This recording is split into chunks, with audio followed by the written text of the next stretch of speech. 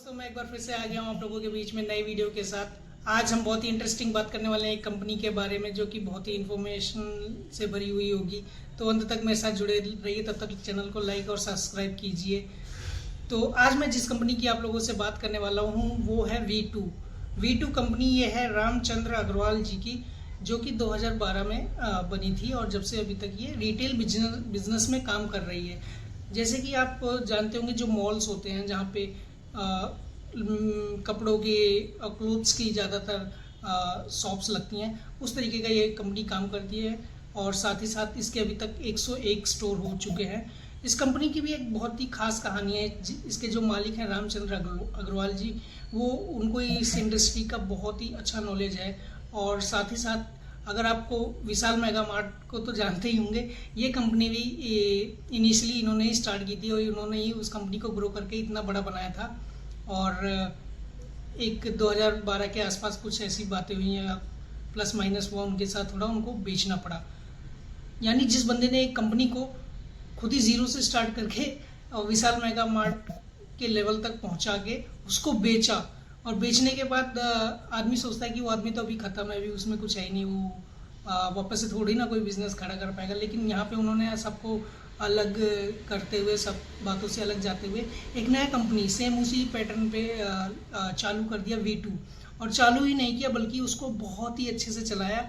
Even कि 2012 में वो उन्होंने फर्स्ट शॉप डाला था और आज 2023 में उनके पास 100 से भी ज़्यादा स्टोर्स हैं।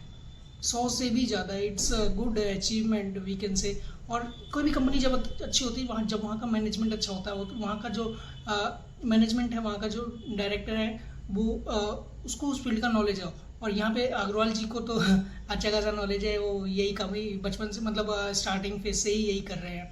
तो दोस्तों, अगर हम बात करें इस कंपनी के रेवेन्यू की, तो 2019 में इसका रेवेन्यू था 748 करोड़ का, जो कि 2020 में घट के रह गया 701 करोड़ का।